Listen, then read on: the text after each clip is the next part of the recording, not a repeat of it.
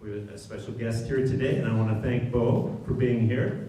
Beau and his wife Laura and their 3 children are dedicated community builders and stewards of the land in Nova Scotia, to say the least. Central to their efforts is the Round Barn, a lively hub hosting various events from live music and art exhibitions to yoga and dance classes. And many of you here today have been there. These gatherings foster connections and a sense of belonging among locals. The Round Barn underwent a 7-year renovation with lumber, if you can imagine this, with lumber milled and logged by Beau and his family's woodlot, which has been sustainably harvested for 9 generations of the Blois family in Gore. This woodland is also home to Gore Trails, a 30-kilometer network of mountain bike trails that go through the woods there. Beau sits as a volunteer on the board that maintains the trails and as a volunteer on the board of NSWA, who is one of the partners here today. In recognition of his commitment to sustainability, Beau was honored as Nova Scotia Woodland Owner of the Year for the year 2023 for the province of Nova Scotia. And what a great field day, or field days I should say, that we enjoyed. One day with the kids and one day with the public, and a number of you were there. Beau crafts exquisite furniture, including live edge tables, which are currently adorning Alan Stillboy's art studio. He's recently collaborated with Chief Bob Blow on a bespoke table for Millbrook First Nations conference space, showcasing his craftsmanship and commitment to collaboration. He also partners with Zach Julian to custom mill logs using a Wood-Mizer LT40 sawmill, which is located behind his Round Barn. Beau and his family raise a herd of grass-fed Black Angus cattle. With over a decade of experience in breeding for quality, they take pride in supplying wholesome, locally sourced beef to their community. In addition to his roles as cultivator of both land and community, Beau serves as a trusted family doctor for the Millbrook First Nation community. Since 2010, he has been a steadfast provider of emergency care at the Colchester East Hands Hospital, demonstrating his unwavering dedication to the well-being of those around him. And I'm sure a number of you here have probably come across Beau for medical purposes, and he does a wonderful job. He's a well-rounded guy, to say the least. Beau, welcome. Thank you.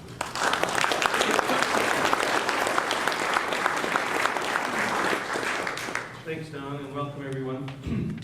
So today I'd like to focus more on what I do with wood and in the woodlot, and I thank everyone who participated in the Woodlot Owner of the Year Award Field Day last year. It was a fantastic day. I want to talk a bit about where I come from, because it's important to understand how I got here. The Blois family have been working the land for 9 generations. This is a picture of the original foundation, which is in Gore, built by Abraham Blois back in the late 1700s. And you can still see the stone foundation of the original homestead there. And we still harvest wood on that same land. And these my kids and I on that piece of land. The farm that I grew up on, where my family, my father and his brothers, my grandfather, and my brothers still live and work, is Corrs Hill Farm. It's in Gore, Hants County, just down the road here.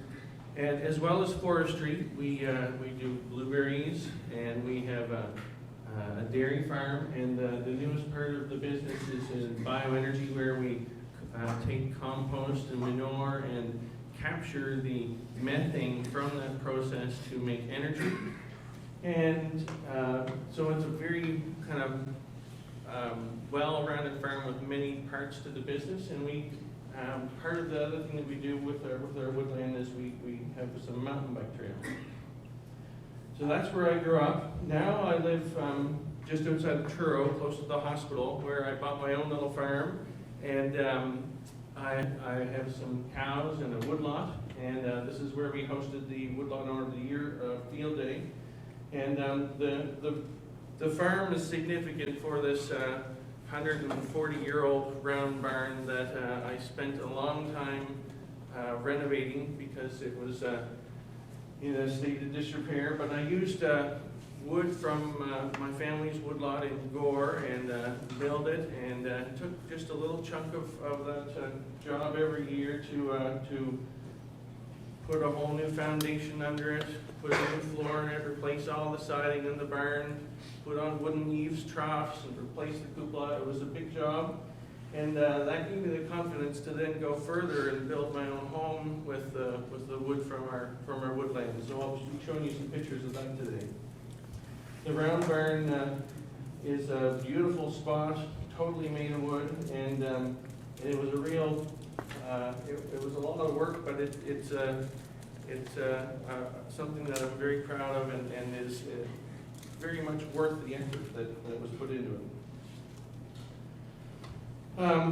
Because I grew up on a family farm, that was something that was really important to me, to be able to raise my kids on a family farm and to be able to teach them the things that I know about farming and working in the woods. And so my kids are participating with me and working, learning how to drive a tractor, and looking after the cows and going to the woods. And I think a lot of the pleasure that I get from being outside and working the land is because I get to spend it with my family. My father has been there most days that I'm logging out in the gore. He's the expert skidder driver, and logging has been important to harvest wood, not only for all the projects that I've got on the go, but to clean up blowdowns and to harvest pieces that hadn't been worked in a while, and open up new roads to access pieces that needed to be thinned.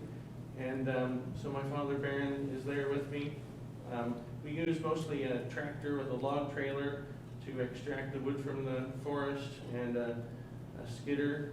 And in the bottom corner there, you can see a picture of a little track skidder that I borrowed from one of my neighbors to do some light touch extraction of some wood that had blown down from Fiona. Part of renovating the barn was learning how to run a sawmill so that I could make my own lumber, and I enjoyed it so much that I entered into a partnership with a young forester from Millbrook, and we now run a little business, custom milling some wood on an LT40 sawmill with a wide head, and it's a real pleasure to be able to make any sort of piece of wood you can imagine and create things from it. I've also got a little kiln that helps me further process that wood so I can build projects that I want to bring inside. It can hold about 1,000 board feet, and it's all electric run, so it's not the cheapest thing, but it's hard to get wood small batch kiln dried otherwise, and it does the job. These are some pictures from the forestry field day. It was kind of a highlight of all the sorts of things that I like to do in the woods. And one of the things, if you look down in the bottom corner, you can see a machine dumping some dirt and a little excavator beside it. One of the things I like to do is to build mountain bike trails. And I've been building mountain bike trails on the family woodlot at Oak Gore for about almost 30 years now. And we've got a volunteer board of directors and volunteers that maintain the trails now and build new trails, and they all came out to help that day at the Woodlot Owner of the Year Award Day. And having mountain bikers on the land is not really a big problem. We exist together, me doing forestry and them biking on the land, as long as I don't leave too many branches on the trails after I've fallen some trees, and I keep everyone happy. And it's great because my family and I go out and enjoy those trails, walking, hiking, biking, all throughout the year. And it's a great addition to the woodland, and a great recreational use for it. One of the pieces of machinery that I purchased in the last year is a little 3.5-ton Sany excavator. with a tree shear head, and not only has it been great for doing some thinnings and in some places that are challenging to work at, because it's only 6 feet wide, you can really get in between the trees and do a thinning job even when it's raining and snowing or too hot or too buggy to be working with a chainsaw or a spacing saw. But it's also used to help make some of the mountain bike trails as well, and a great tool, very multi-purpose. I wanted to show some pictures of some of the things that I've done with wood over the years, and as I said, I built my own house, and this was all, pretty much all with lumber that I logged and milled from the family land. As much of the framing as I could, I cut myself and milled it. One of the projects was a timber frame staircase, and each stair tread was 9 inches by 11 inches, and was hanging from the 6-inch piece of C-channel that I hung from the 25-foot 8x8s. And it was a really cool project that took a lot of planning and a lot of help. All these pictures are my family and friends and neighbors who came out to help do some of the sanding and milling work and even painting, which was a great project. The other interesting pieces that I used was I did all hemlock siding. The hemlock is all shiplap, and we were able to use a local planer or 4-sided molder to cut the shiplap. And then I merely sprayed the hemlock with a product called Lifetime, which made it look aged right away. And then that's all the vertical siding. The horizontal siding, I used a technique from Japan that just includes burning it with a torch, just a roofing torch and some propane. And that's a natural weatherproofing technique. And I should never have to, because I didn't have to paint it, it should never have to touch it again. It should be a long-lasting treatment for the wood. Other interesting things I did with the wood is I cut a couple big old pine trees and milled the boards at just 1 inch thick, and then ran them through the planer and made some shiplap on those, and then used that to panel my ceiling in wide pine boards. Some of them were up to 20 inches wide. And I also paneled a wall in pine boards. I did the upper floor of my house in pine, 9-inch wide tongue groove, and the whole main floor in white ash, 5-inch boards. All stuff that I had to use my kiln for. Another project, which was a fairly big project, but it turned out beautifully. Listen, I'm going to show you the end product, and then you'll understand. This is the end product. It's an end grain yellow birch kitchen countertop. It's just over 3 feet wide and 9 feet long. To make an end grain countertop that big, it's the same process that you would use to build a end grain cutting board, where you see in the first picture there, you just glue a whole bunch of pieces of wood together in strips. I had to do it in 4 pieces because my planer will only do so wide, and then I glued the whole thing together, so I had a little over 9 foot long piece of strips that was 40 inches wide. And then I flattened that and put it on the table saw and cut it lengthwise in strips and just turned those 90 degrees and glued it back together again. If you could see that in the final picture. And then you just sand it and it looks like that. It's about 3 inches thick. It's a great use for yellow birch, and it's heavy. You just need a friend who's really strong to help you. Other pieces that I made from wood off the land was I did some vanities using a great big piece of ash. That's just a single piece of ash that I cut 45s on the waterfall feature. You can see the first two pictures of the vanities made out of ash, and I made live edge windowsills in all the windows. The lights there are made out of pine that I sawed really thinly, and then ran them through my planer, and all the pieces that didn't blow up, I used to make lights out of. Because the planer would just blow a lot of the pieces up because they're so thin. I cut them in 1/8 of an inch. And then you can further hand sand them to get them down to less than a 16th, close to a 32nd, and you can make light come through them. And they're just a beautiful way to display pine. I don't have to do anything else with it. I made a kitchen table out of some maple that had a really neat bark inclusion, and just book matched and glued the pieces together.